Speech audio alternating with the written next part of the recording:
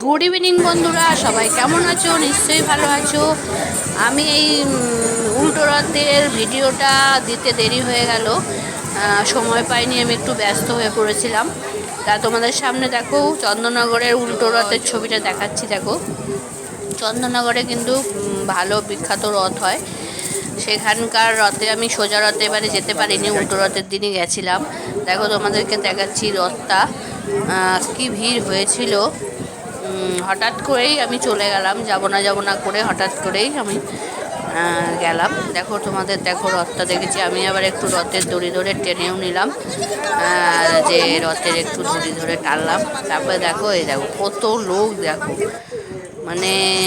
আর সেদিনকে আকাশটাও এত সুন্দর ছিল, দেখো পুরো মনে হচ্ছে যে মানে তুলো, নীল আকাশের মধ্যে মনে হচ্ছে ভিজা তুলো উড়ে বেড়াচ্ছে, এত সুন্দর। আর ওই দেখো